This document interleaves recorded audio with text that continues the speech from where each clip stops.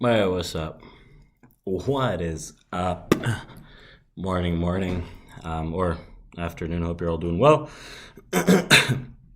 This kind of, I need to get a cable for my HDMI to like DisplayPort Mini because, well,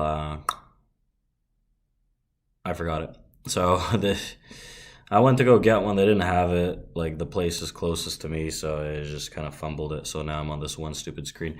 But welcome everyone today. What I want to present to you guys is kind of a read on the markets, right? So what I want to go through today is a lot of learning potential material, so on and so forth. But one of the main things that I want to drill down is the understanding of how volume and distributions work that allowed us to play multiple different things. You can see I'm long a bit, but I kind of fumbled the entry. I should have been long a bit lower, closer to that like 62-ish, but bottom band of distribution. I'll explain why. Looked for that little long piece off of the back of the closed short actually, and I'm going to be breaking down like different things of order flow, distribution theory, so on and so forth, just trading micros until the end of the year here realistically. So if you do have questions, right, as it goes along, please let me know. I'm going to have to move this silly, like, stream thing that has, like, multiple instances in it so I can see your questions. But other than that, right, just let me know as this goes on. Because yesterday, right, one of the main things that happened yesterday is we had this massive downside move, right? And one of the main things here is that I wouldn't say that this massive downside leg was necessarily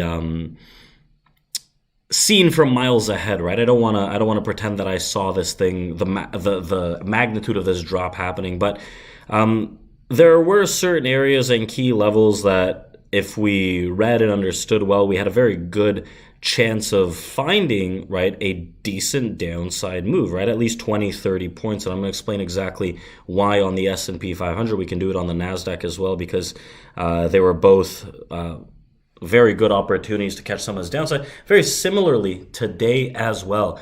Excuse me. So breaking down how today transpired, right, and yesterday transpired, I think will give you a very good understanding of how to read these profiles and how to read the actual volume that allows us to see direction in the market, right?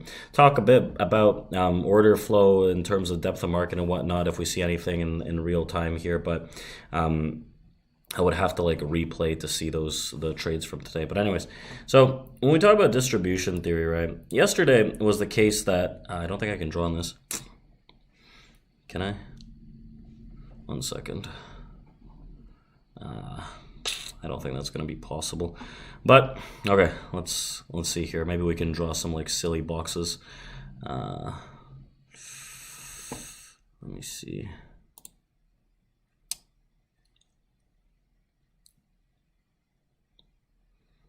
So let's just use this extended rectangle. Why not? Anyways, so the basis of like distribution theory is understanding where like thick areas of volume are. So you can see right here we have a very defined ledge at the bottom around this 4808.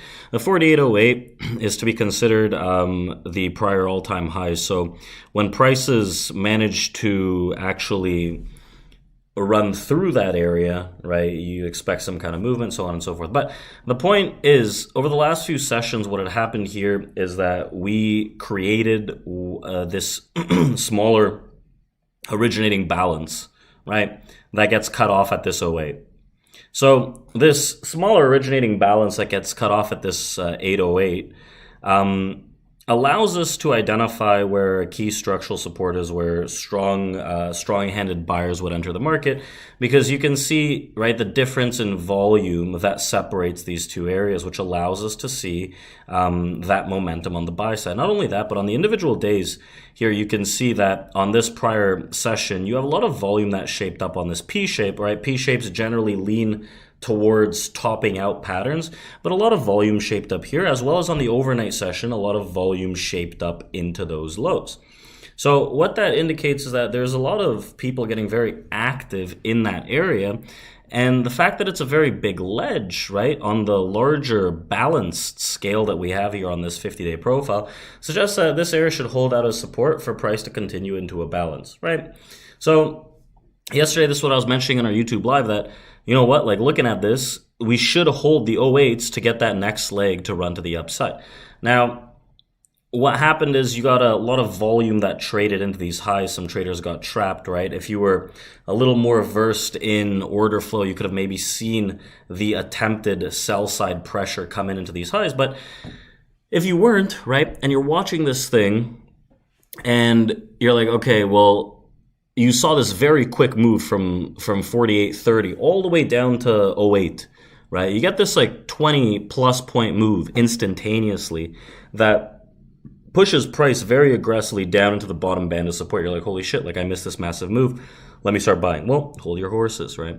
Let's see how the 08s interact, right? From an order flow perspective, is there going to be some buy side pressure, right? What's going to happen in that case? And what happens in this area is that when they break through, right, aggressively, there's decent sell pressure that comes in that puts the downside in control. And when you start breaking that area with like 4, 5, 6, 10 points, right, you get the notion that you're accepting in an area that's imbalanced. So you're no longer in the visible balance that we have in this green box, but you're entering into the area that has very limited balance, right? So in my eyes, I'm like, okay, well, I'm going to start shorting the retest into that 08, 09, 10 area, because we've accepted now into an area that has very limited volume, and the target should be around 90-ish, right? Based on where we have this other band of distribution. So you can see where the thickness of volume comes in around that 90. That's going to be a main target area. When you start accepting under that, right, what happens is that prices allow for the acceptance into a very big area of volume. So what that suggests is that there's enough large sell pressure to actually get into an area that has very thick volume, right? You'll notice it on the DOM, on the footprint, just in general order flow, when like sellers were just selling into lows. No one was very happy with the buy side in essence. And the fact that we enter into an area like that, right? You drop like 10 handles right away. You drop like 6, 7 handles right away into it. They'd want to hold that area as resistance, right? You're now into this distribution, and when you enter a distribution block from the upside into the downside of the distribution, what happens is that there's very thick sellers that come in on the book that actually allow prices to sneak lower into those regions, right? So what happens is those sellers are going to maintain the sell side as long as they're in the bands of the distribution. So that downside pressure comes in, which causes this thing to drop very aggressively. And at one point, what happens is that we held into that 60. Some traders got stuck on the DOM into that 65, and we got this nice little pop. There's another aspect of it, right, into that 50, that high 40. What happened on the FOMC day was someone bought 4,000 lots, and over the last 2 tests of that area, you can see over here, this green volume, there was a lot of buying. So what happened on today's session, based on all this distribution, is that prices, right, let me see if we can get some arrows in here. How do you do that? There should be an arrow. There we go. So what happened on today's session, right, we have that's a pretty piss poor arrow. So anyways, maybe you can see this little green little shit here. But what happened on today's session is that we exit outside of the distribution, right, to the downside. And then on the overnight, we actually enter back in from the downside. So it's the same concept except the opposite, where we enter in and they expect to hold out said distribution, right, as support structure to continue that leg to the upside. So when we enter a distribution, right, from below and we accept the volume inside, what happens is we enter back into a balanced area where prices are expected to run back into the top band of the distribution. So we would target that 90 area, and that'd be a major resistance all in all, to see if some sell pressure could come back out of the market realistically. So when I'm looking at this, right, when I was looking at today, we were back into that 80 area, high 70, mid 70. I was looking at this for potential runners to get prices back up into that distribution block, and when we failed multiple times and sellers came into that 90, high 80, mid 80, that's when I flipped on the short side and looking for the target into that 60, which we achieved. And I flipped long here at these lows, but I got a bad fill, so I might get stopped on this.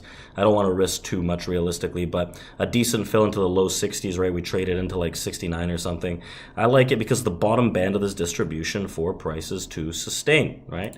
So just based on general distribution theory and understanding where this volume sits, you can understand how these strong-handed traders actually appear in the market, so you can get a good read on the direction of the market as well as where you should get active. And then you use things like order flow, like the depth of market and footprint, to give you a better hand in terms of finding, right, where those exact, more precise entries sit.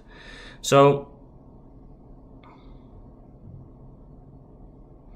the zoom screen is not fitting into, like, what can you see? Like, did you see that, like, all that distribution theory talk?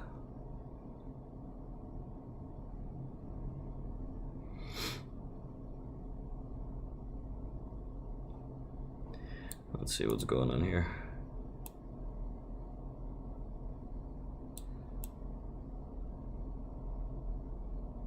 Oh yeah, there's a lot that was missing there, but let me know if you saw that those distributions that I was breaking down. They should have been.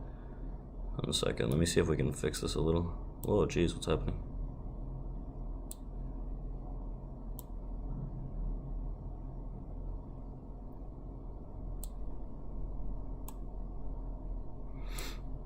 What is happening?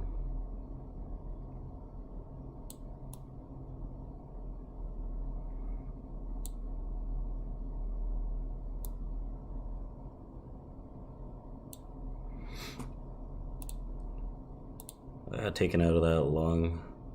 It's okay.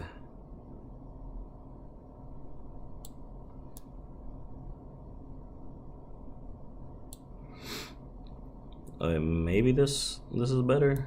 I don't even know at this point.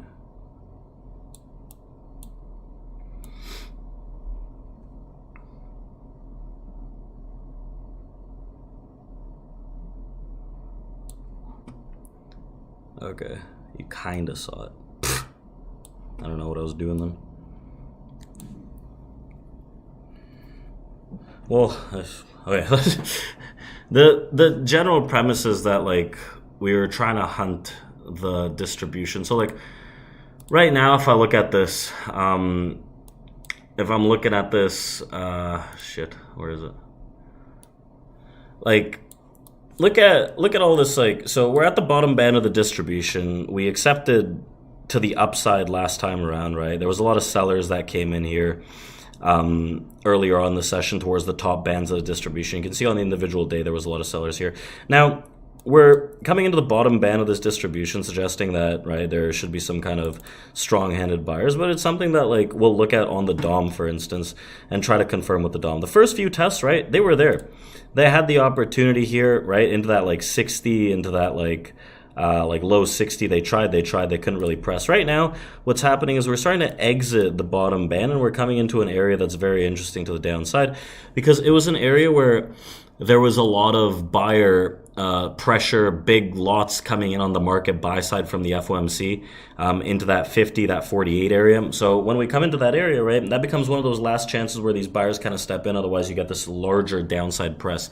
It's very similar to what's going on NASDAQ right now, right? NASDAQ, same thing. We understand where these distributions are. We get a good understanding of how to play the direction of this. Because if I look at this, right, we have the bottom band of the distribution somewhere at this, like, or, well, you can say closer to like 790, right? 790, 770 is a very good area here into these lows. We're below this 880, 890 on NASDAQ, right? Which puts downside pressure generally on this market. That should come back lower into these areas where then, right, some buyers might come in. The thing with this is, right, we're starting to exit the downside press on the S&P distribution here. And what's happening is that, right, a lot of people are just trying to buy this. But if we take a look at how this DOM shapes up, for example, when we look at, like, the depth of market, what has to happen if we want to buy something, there has to be buy side press, right? If we want to sell something, there has to be sell side press. So if there's constant selling, it's just not enough for you to start buying this, which is one of the main aspects of this DOM. So it's not just like, okay, I look at the distribution theory, I have these key areas, I just play them blindly. You can, but like the thing is, you need a very wide stop for something like that. You get a sense of more of directionality and strength in that direction and motion when you start looking at the depth of market. For example, here, what's going on right now? This mid 50. So mid 50, what happens is 1100 positive delta comes in. That suggests that there's more buyers and sellers at that exact level. What happens here at this 56.5 is a passive seller, or sorry, a passive bid steps in aggressively. Passive bid suggesting someone's sitting on the limit. Right? When these happen, they tend to chase price away, so to the upside. And what's happening right now is some bids are coming in because you can see multiple hundred lots are coming in and they're reacting to the upside. I'm not saying I'm going to keep buying into these areas because it's not exactly at a region that I necessarily like. But when I look at this, right, I'm seeing the potential for some kind of bid realistically. One of the ways that I confirm this a little more is like maybe we bid back above like 60 and we actually start holding a bid through that 60 because we accept into a distribution higher. But you can see right here why it made sense to look for the long at that 57, right? Look at this freaking move right now. Why did this happen? Because massive buyers come in, positive delta shapes up, a passive order jumps in, reactive bid, right? That's your long. That's your long in essence. Right, you have very good long there, right? Pullbacks on this area, they should be bid back up. You can see the follow through on the depth of market is pretty strong here on the bid side. So these are things that I like to look at, right? I look at my level, right? It's okay if it's below or above the level by a few handles, right? So nothing's going to be freaking perfect all the time.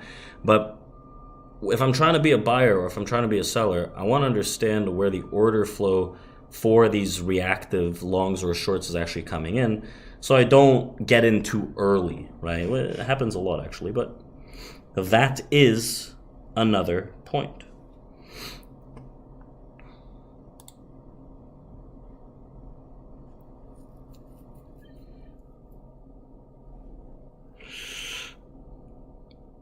Appreciate you guys coming in. I gotta open this to see what you guys are saying, unfortunately, so maybe I can, what if I like do this? Will I be able to see? Nah, shit, it goes away.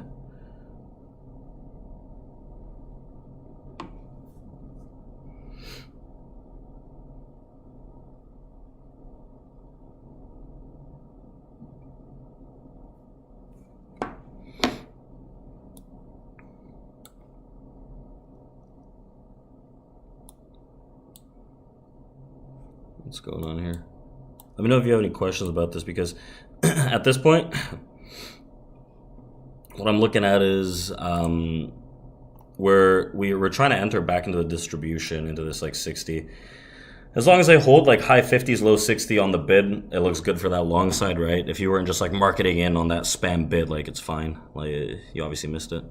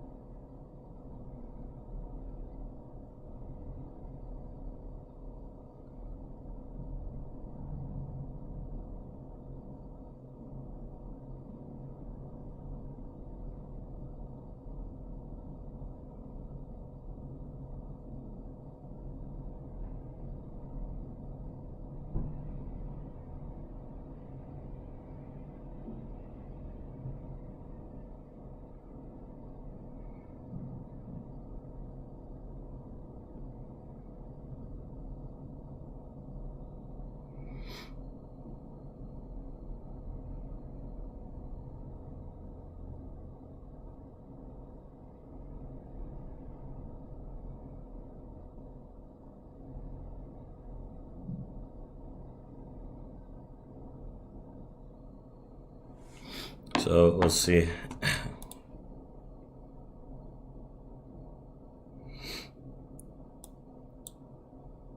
Go with the trend. I don't know what that means, but what's the current trend? Let me ask you, right? What does the current trend look like? It could be a bunch of different answers, realistically.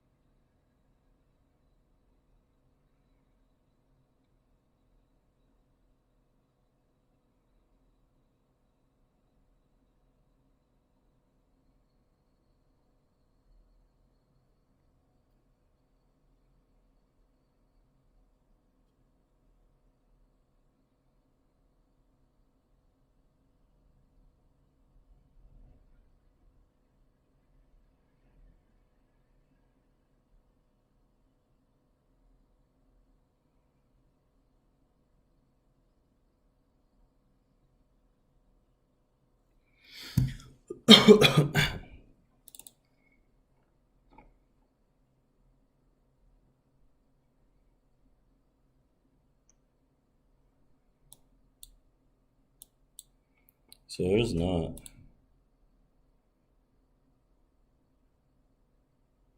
Yeah, like that's the thing. Like if you go with the trend, it does depend a lot on what you're looking at realistically.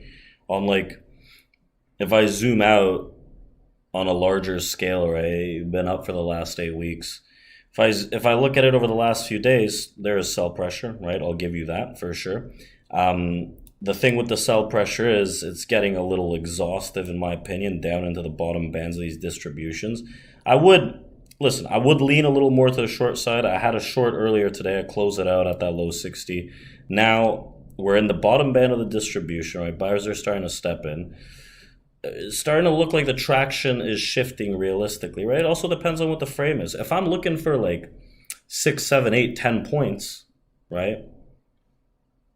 Then realistically, it, it doesn't matter that much, right? Like if I see buyers and I'm looking for like a 10 handle move, I'm gonna look for the buy side realistically.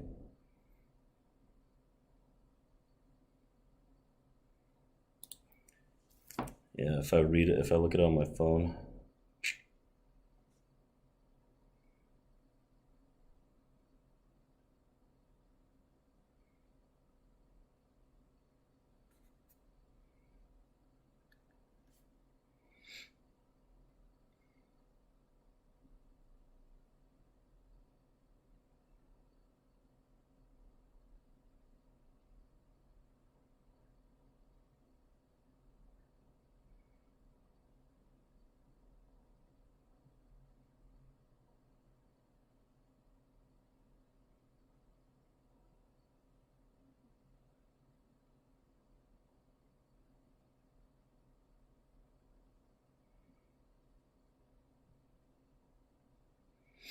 How do I? Let me see where. How do I find this on my phone?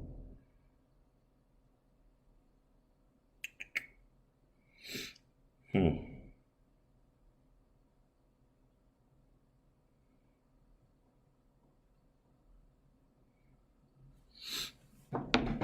Like honestly, you come back into this like 63, 64. I probably try to ping it long. I think I was just like while we were watching this and these like bids started to come in, it happened very very quickly. But I think like structures change, right? Long side starting to flip. We've accepted back into the distribution again with an aggressive bid.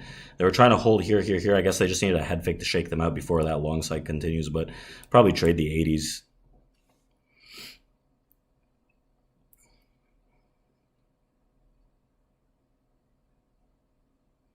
Oh no. Okay, I see on my phone.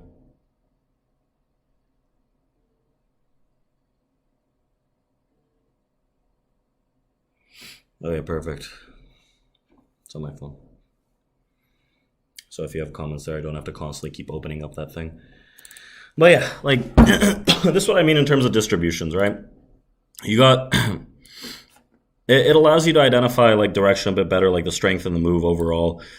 What happens? You come back into the lower band of the distribution. I'm just waiting to see if someone bids it, right? You buy with buyers, you sell with sellers. They bid into the lower band of the distribution, expecting this balance to hold out. It's a long.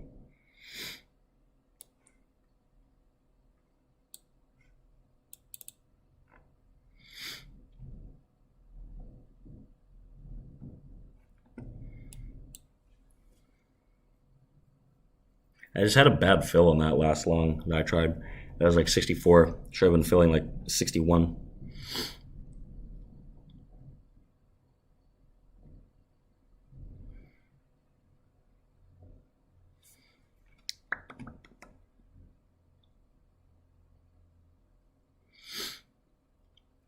Like, look, this Dom is just like constant bid. We sniffed that guy out. Someone got like super long into that like higher 50. Right now, probably target. Like, targets on these moves become areas that you have like larger negative deltas that sit around. So like you look at like these 74s, you look at like 76s, 80.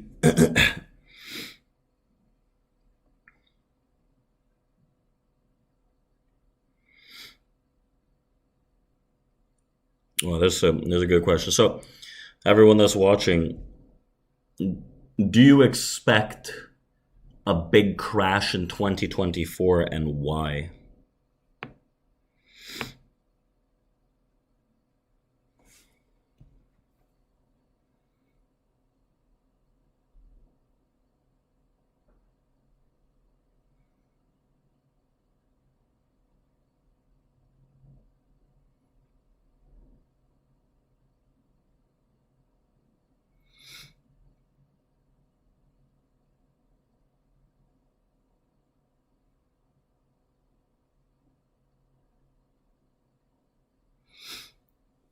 I'm still gonna look into this like low 60. I think it's a decent barrier.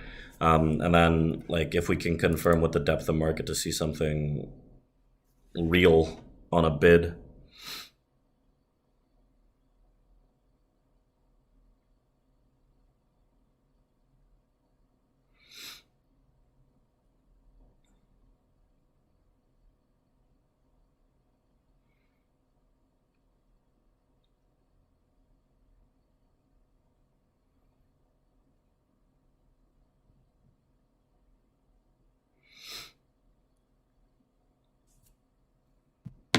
No crash by.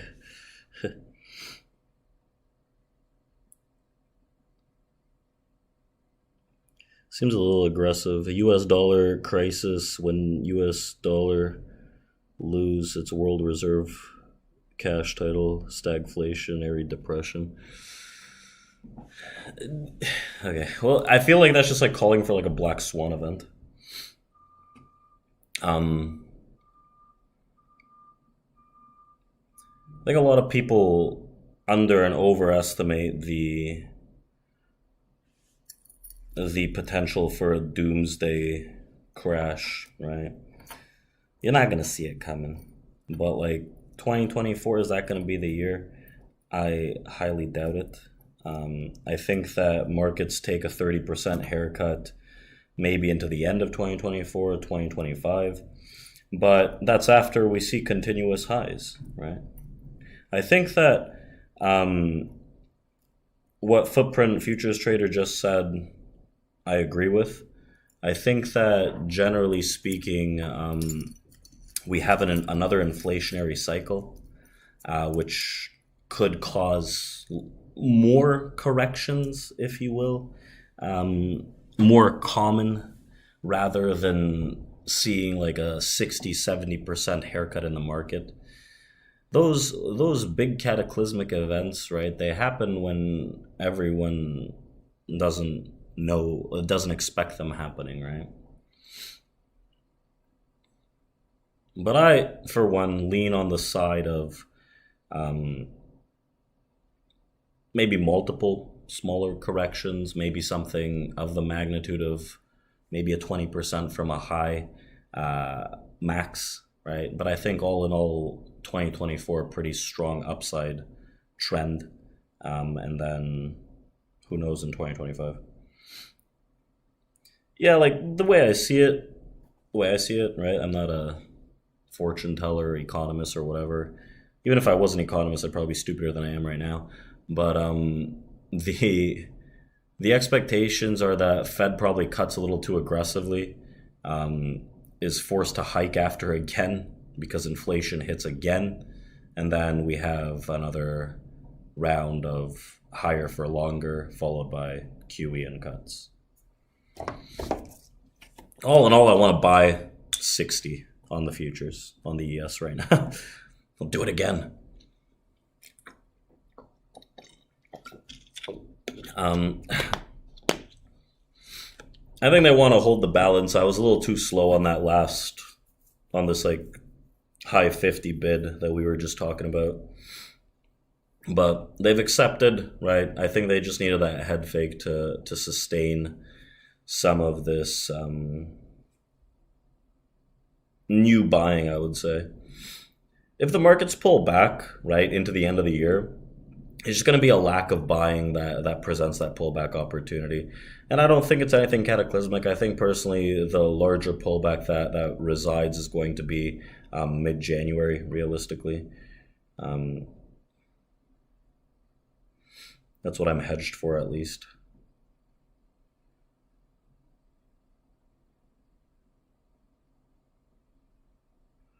Yeah, bottom line, I'll take like 6 to 10 points on the bull side on today.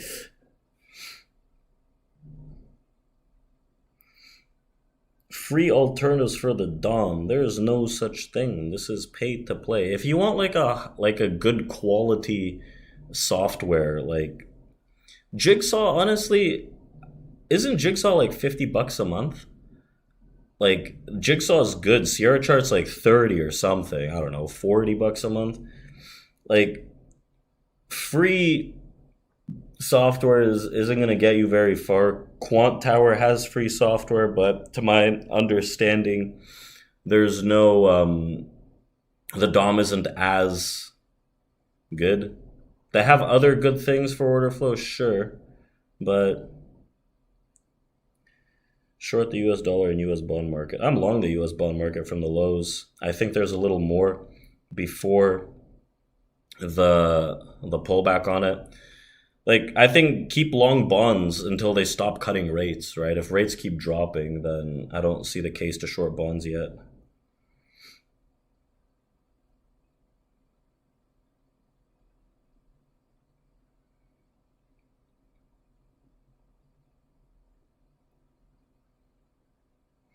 Sierra charts, like it's not expensive realistically. Um, I don't know. I swear I pay like for the year. What is it? Someone correct me, but it might be like $300.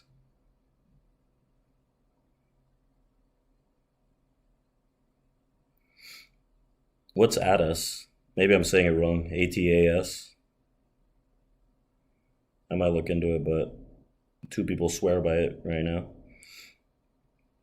What do you think is going to happen before the new year? Do we get a correction before beginning? I doubt it. Like a correction? Correction is like 10% plus. I really don't think we're about to drop 10% in 2 weeks going into the holidays, right? I think that if that happens, it probably gets bought up, but we probably just like slowly trickle lower to sideways. That's most likely what's going to happen. There could be another like 50, 60 points lower before continuation to the upside. On ES, on ES. I think you just into the new year, you just sideways trickle. We print a new high at the beginning of the year, then we pull back midpoint of January.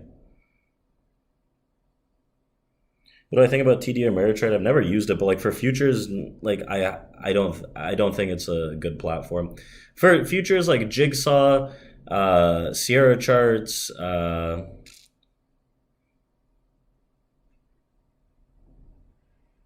I kind of stopped there because I don't really know of many other ones.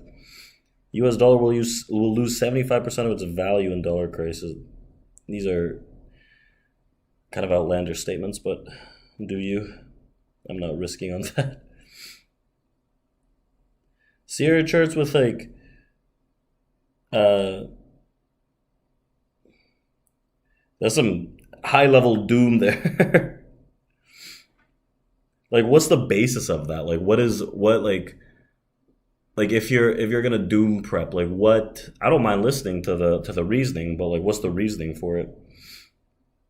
How much is Sierra charts with data, market data, and DOM for order flow? The data is based on your broker. Like it's like I don't know, like 15-30 bucks a month. Sierra charts is like another like 30ish a month. These are like ballpark figures. I don't know exactly. Probably like 50 bucks a month, 60 bucks a month for everything.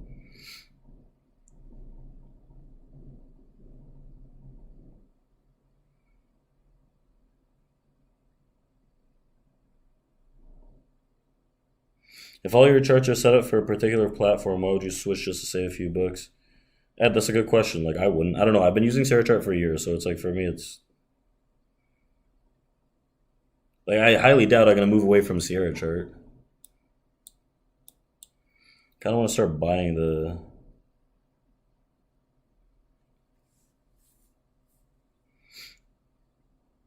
Are you here just to spread doom and gloom? Buy gold, long silver. What's the reasoning though? Like if someone asked me why am I getting long the equity market right now, I could tell you.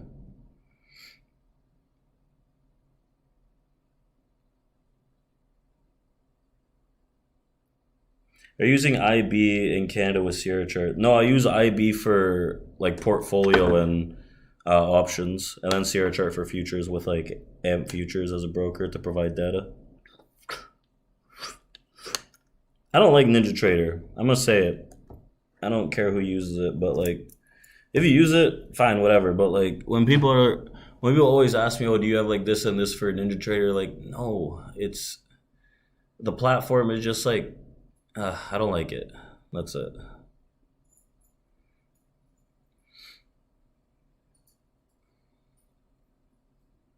How important is it to separate the ETH and the RTH volume profiles? I like to separate them because you can see what happens on different sessions, right? The extended hours trading session is longer. It can provide a lot of volume and data, and understanding where the RTH actually opens in relation to large volume allows me to see what direction I would like to lean on realistically. Like I'd rather separate them and look at them as individual sessions. I also like to congregate weeklies, so like all of the sessions in a singular week, I turn into one profile, and then like a monthly, so I can just get different views of understanding how things shaped up. Value area highs, lows, highs of week, lows of week, month, right? Where thin volume blocks are week, month, day. I give you a lot of information. Sierra chart or NinjaTrader crashes way too often. That sounds like shit. I'm still hunting longs like 7 points lower since I didn't pick them up again at that low. Is Quant Tower in AMP futures good or not? The thing with Quant Tower is it's very simple to use. It's free. It has like good charts, but the DOM on it isn't like great. That's the only thing that lacks, in my opinion.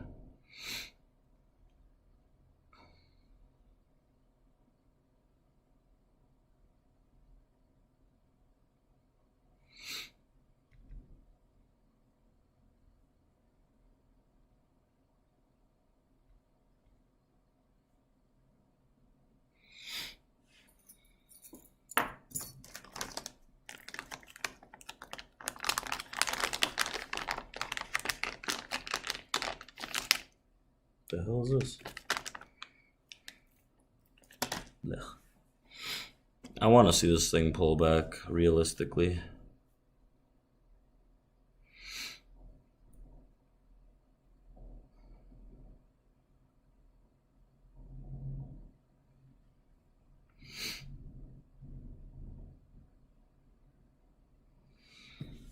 Ah, shit.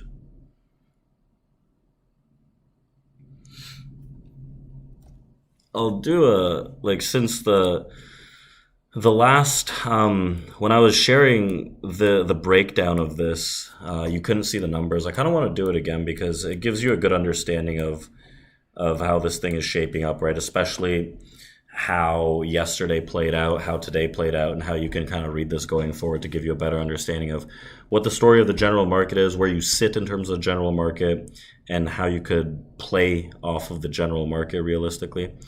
Because I think it's important to understand distribution theory. Right? Distribution theory allows us to see where thick volume actually sits for us to identify the direction of movement, right?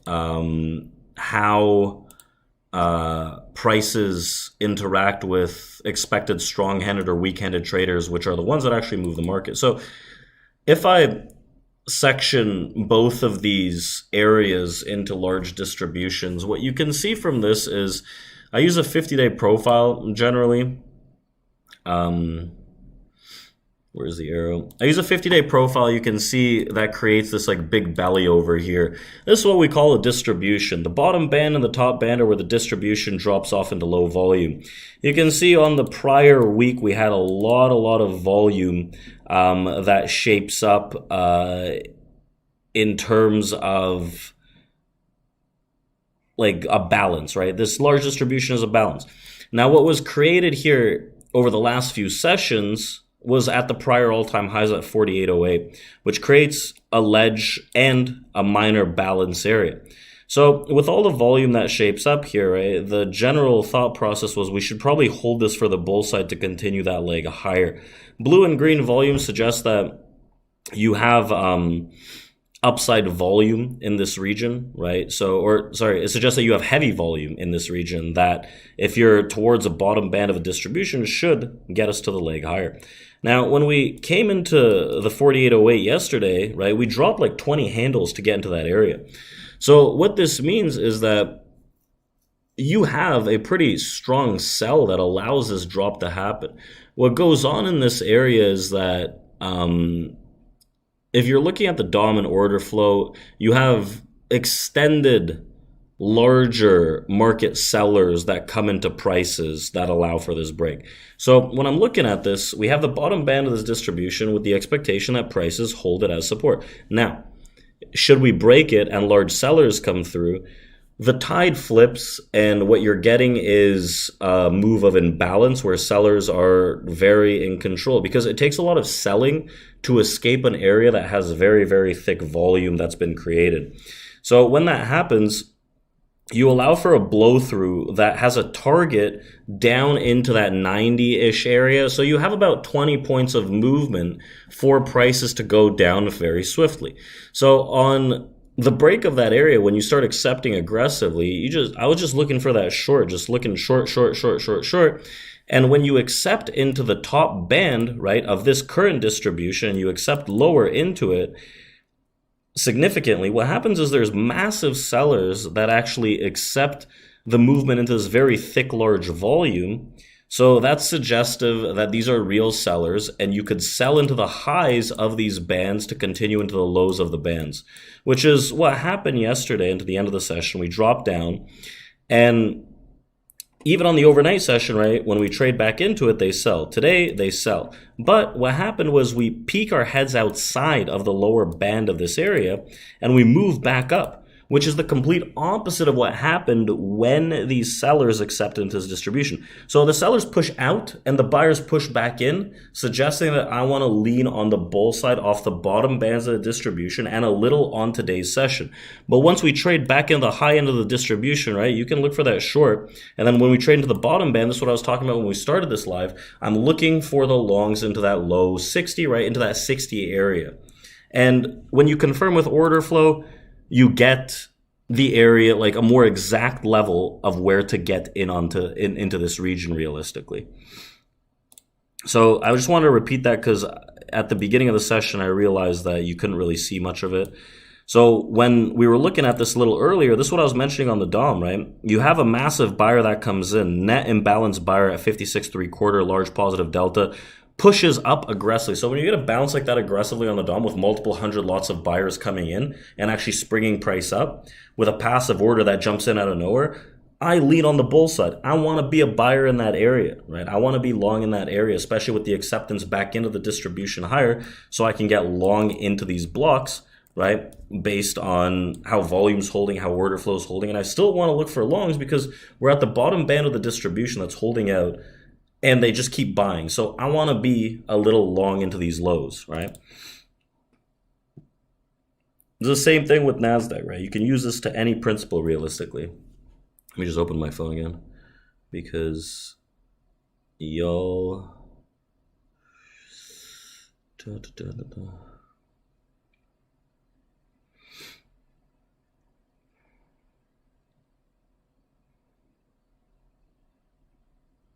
Does your distribution profiles use daily US RTH hours? And if so, my RTH hours, I end them at 5 because like that's just the end. You can end them at 4. Like I end them at 5 because that's when the market just closes for the evening. Use candlestick charts or range bar. I see most traders. Yeah, I use range bars, but like the thing is, like with range bars, it doesn't really matter what the candle is because I don't really use the candle to give me anything but a visual representation of what price looks like. So I like range bars because they just look cleaner, right? If I have candles, right, some candles are like this freaking big, some are like this small. It's ugly to me. So joining TradePro Academy recommends Sierra chart setup. Yeah, honestly, we have chart books for it, and it's just easier to follow along, especially in our live trading room when you have the exact same layout when you're with us.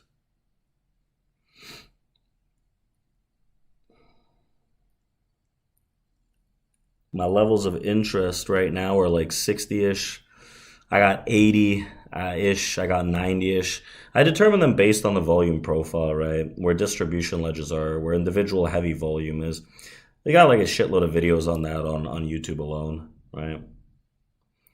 Like if I look at ledges on like a 50-day profile, for example, to start, right? This is the beginning way to look at it, where volume drops off, right? And there's like a low volume node that comes into a high volume node like here and here, right? These are levels of interest where very active large traders stall price from going in XYZ direction.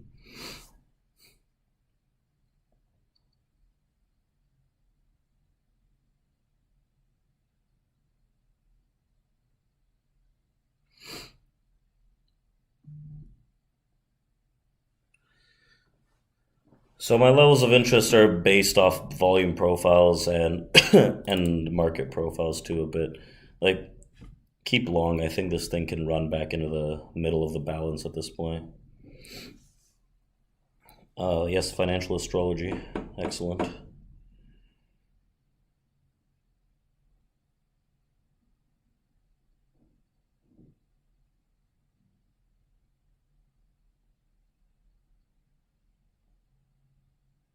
So when I'm observing the DOM during such volatility, do you focus solely on market order columns? Yes, that's a good question. I always solely focus on the market order columns as well as the delta because like the market orders, they give me an understanding of like the size and who's in control, who's allowing prices to push through as well, right? Because for example, like yesterday, right? Yesterday, the DOM, if we're looking at this like red column, all that happens is like very large orders come in on the offer, like 2-300. They come in at the lows. Now, what a lot of people look at when they're seeing something like that is, okay, there's like a lot of sellers into these lows, but they're not immediately making new lows. Let's start buying this because they think they're stuck. Now, what happens in that scenario is when a lot of sellers come in into a low, as long as they're not allowing prices to run up like 3 handles, they're going to continue to the downside, right? For high volume node, low volume node entries, what time frame is preferred? I don't use time frames, as you can see on my charts. But like if you're asking about like the size of the volume profile, like a 50 day is what I use generally.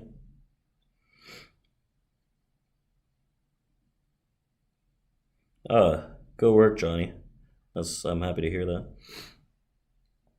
I'm also just reading this on my phone in case you're wondering why I'm just like staring down at this. How do you trade a bear market?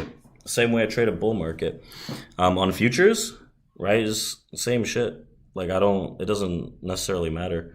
Like if I'm day trading, it's fine. If I'm swing trading and like repositioning, I'm net long on a portfolio, right? Like I've had a portfolio for like 5 years or something. I just keep buying for the long term. What I do is I'll swing trade options and leverage depending on what the market conditions look like realistically.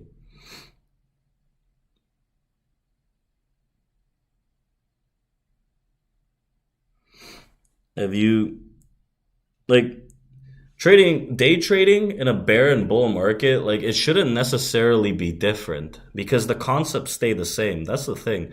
That's what I love about volume and order flow is that there's no change in the way that you navigate these markets realistically, right? Because in no case is it going to be that all of a sudden everything you understand about volume completely changes, right? Because volume is what actually moves prices.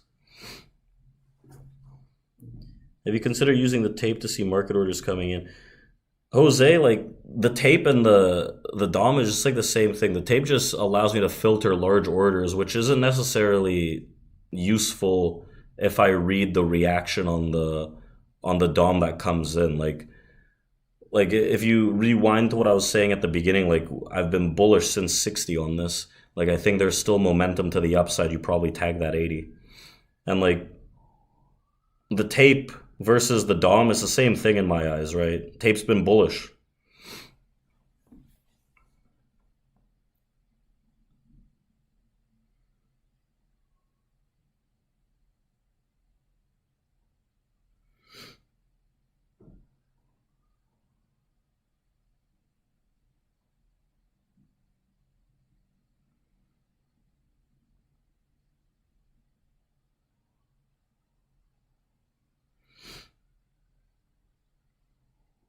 That's the way I look at it.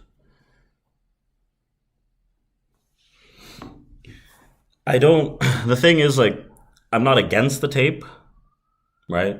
I don't think it's a bad thing. I think it's a good thing, right? If you use the tape, good. But it's just an added layer for me that I don't necessarily like, let's say.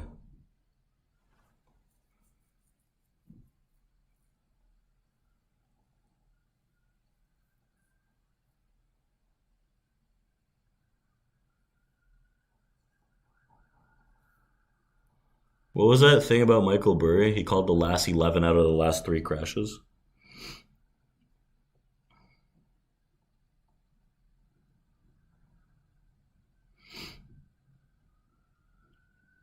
But would you recommend any broker for the one you use? Like AMP Futures is a solid discount broker. Like that's about it. Realistically, that's the only thing that I go with. The margins are very low, so you got to be careful with that. I have self-imposed margins, and what I mean by that is, um, I like for example, if I'm trading minis, like I have a mental margin requirement of like 7,000 per contract, right? Because I think having a larger account, especially when trading minis, is very important. How do you see large delta numbers on the DOM? Uh, they're over here on the left hand side on the DOM, right? They spit them out. I was recently made aware that Jigsaw has recently put in the delta figures, which is really good. I think that's good of them. The delta figures, right? Ask minus bid, right? Yeah. On the market orders, you can attach them on Sierra charts on the DOM. Um, it's a study. You can have them anywhere, like on a footprint. Uh, Large deltas on the S&P are like 800, 900 and higher. Where's my stop loss on the trade and my risk management? Stops on trades, I keep them at like 4 to 5 points, right? Risk management, I have none. No, I'm kidding. Risk management, like generally speaking, if I'm long in a position, I kind of like to go in thirds. So I'm not full in, full out type person. I'm a person that trails and trims. So like if I'm long like 60, and like 1/3 or 1/2 of the position comes out at about like 10 handles, right? And then maybe leave the rest to run with stops based on delta.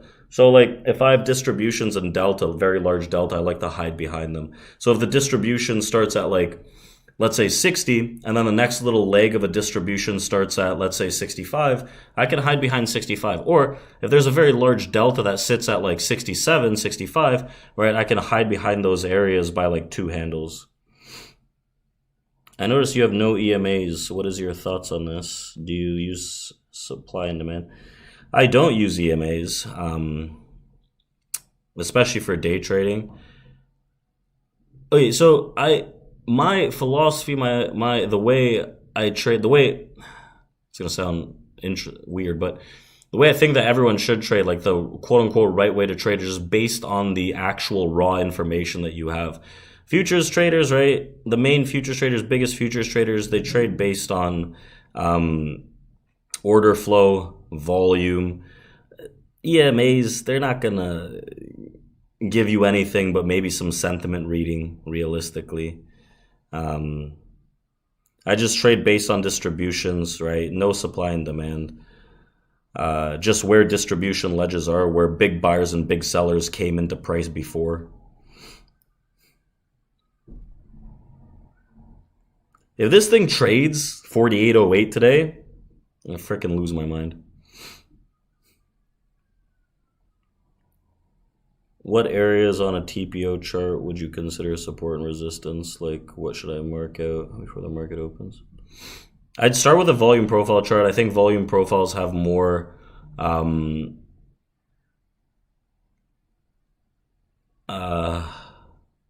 what's it called? Volume profiles have more weight, generally speaking. So I lean on a volume profile chart to identify where big support resistance areas are, because the way I see it is like they're big support resistance areas or areas to trade because of where large volume drops off into small volume. These are areas that I would consider areas where strong-handed traders appear to be able to move markets. So like when you see drop-offs like this on these like larger profiles, right? If I'm looking at a 50-day, 100-day, these areas right here are key areas that sandwich balances together, right? So those are my key regions. Think of it as, I can't draw on this shit, but think of it as like a normal distribution, right? The normal distribution, the first standard deviation is where the majority of volume sits. This is generally what we call a value area. But if we have a multi-day volume profile that has 100, 200, 300 days of data, there's multiple of these normal distribution bell curves within the profile itself, and all of these individual bell curves are different balances at 20, 30 points apart that allow us to identify where the quote-unquote first, second, third standard deviation are, where prices or where volume drops off and becomes this ledge. So those are the areas where I trade off of, and then it goes deeper than that, right? I'll look at individual session volume profiles to see where heavy volume is based on these colors, for example. Multiple, like I'll look at weekly, monthlies, right?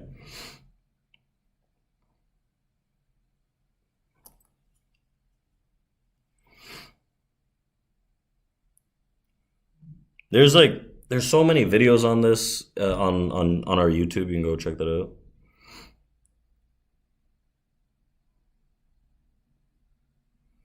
Bro, I'm the best economist in the world.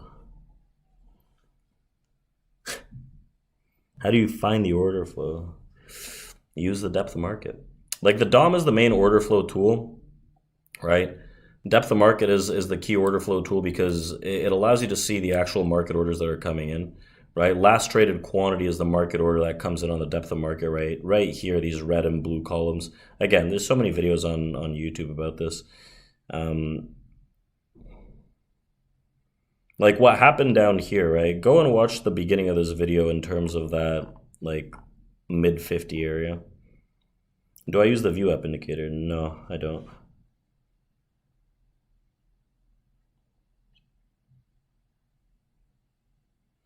You pretty much use a fixed 50-day range for your vol profile, or do you ever try to Most recent major pivot is it? You mind expanding on that a little more? But I I use like I'll use like 100 day, like 200, 300 day to see the just the larger volume profile areas on continuous contracts. It's not necessarily that I live and die by the 50 day. I just think it's a good starting point. Do I see anything valuable in points of control? Yeah, I do. Especially naked points of control, right? Weekly, monthly naked points of control, multi-day points of control that are naked.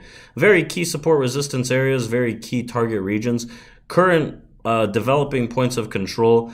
They're areas that I'd rather not trade around because they rotate very heavily. But like you can see there's a naked point of control that sits around this like 24, 48, 24 area. Um, that's going to be a pretty big resistance, I would say, and target. Also down at this 4705 area, right down here is my main downside target before the big buyers step in realistically.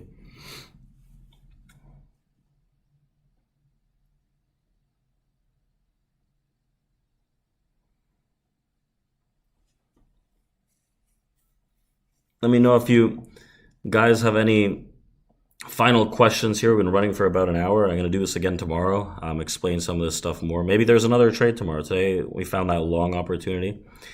Tomorrow's Friday. Shit. I mean, anchoring to the start point to major pivot points. For example, ES starting the vol profile at the bottom of the pivot in October. Like, do you mean pivot as in like in terms of like the actual pivot point that's based on high lows, all that stuff?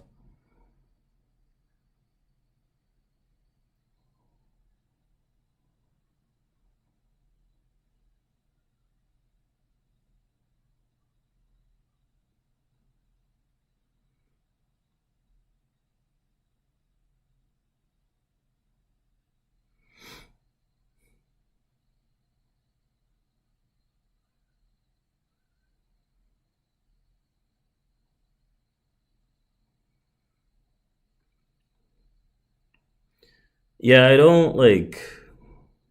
don't use pivot points in the sense of traditional pivots. I use them based on like order flow pivots that either you have something coded to find them or you can manually find them.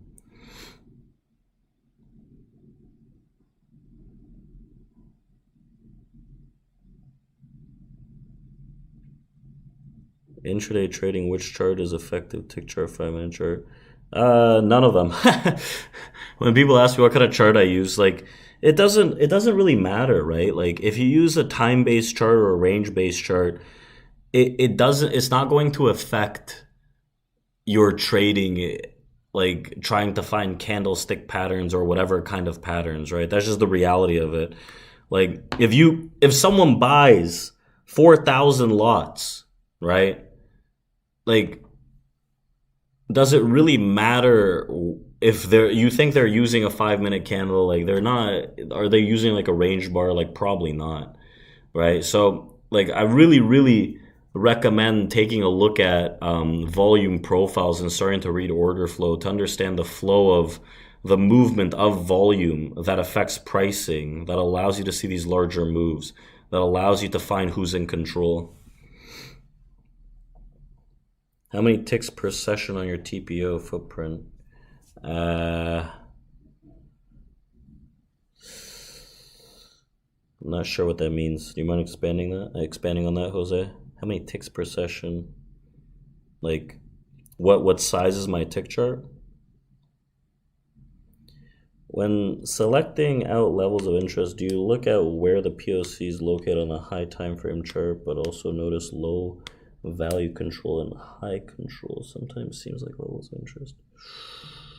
These are good questions, Carl. I'm trying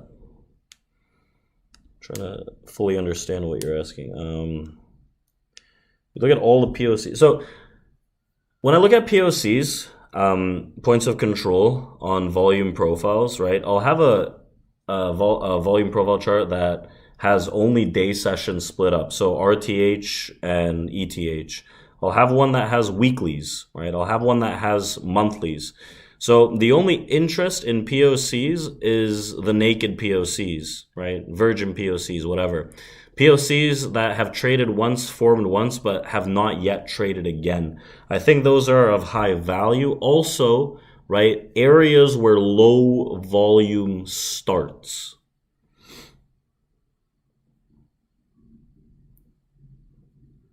Jose, I don't even know what that means. Ticks per session. My footprint is just like per candle. It's like 12 ticks per on the TPO. It's a TPO. It's 30 minutes. I don't know.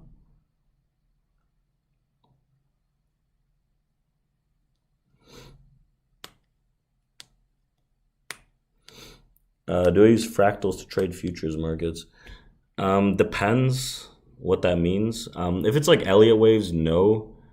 But if it's understanding distribution theory, then yes, because like how blocks of volume move prices from balance to balance. Do I offer trial or code for the premium Discord? Yeah, use VIC20 for 20% off the first month. Otherwise, first 7 days, right? There's like a money back guarantee as well in our Discord and live room if you want to go check that out. But let me know if you have any final questions, right? I'm thinking of wrapping this up. Solid upside movement here. I still like it to maybe trade into that 80.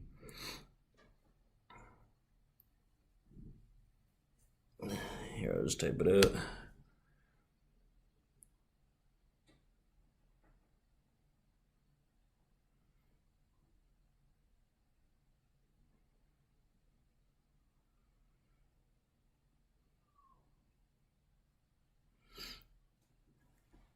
Yeah, like if you're trying to understand more of the distribution theory and the depth of market, like I trade every morning on live as well as like in Discord as well, with opportunities and breaking down how to view and read the market based on the distribution theory, order flow, depth of market, footprint. So if you want to check that out, you can check out community, or you can check out tradeproacademy.com. I just posted a discount link for the room as well. But yeah.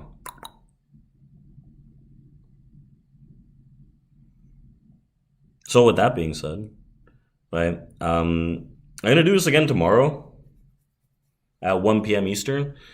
Kind of again similar vibe. We'll read the market, see if there's any opportunities, try to break that down, see if we can find anything, understand the distributions, how prices have moved, what the expected moves are. Every morning, I go live and break down the trade plan for the day using the volume profile that I show you guys on the screen to have a better understanding of what I'm looking at, where I'm looking at it, so on and so forth.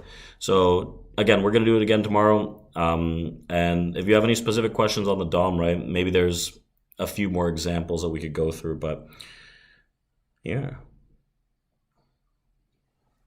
The only free passes are like the 7-day money back guarantee. Like, if you don't like it, you can just message support, and that's that. Fractal points, I mean. I don't really know what that means. The thing is, like, the only thing I trade with is just like volume and like order flow. So like when it comes down to like moving averages, like stuff like that, indicators, I honestly have no idea. Like, I don't know. I don't find them valuable or useful.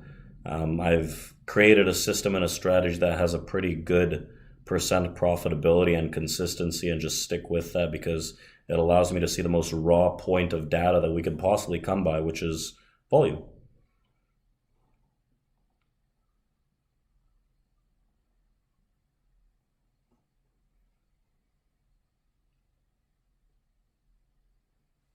Well, yeah. Let's do this again tomorrow. I really appreciate everyone coming out for this. I'll see you guys in the morning for our update pre-market, and then open up the live trade room, do this again, and go over that. All right. So enjoy. Thank you, and take care, everyone.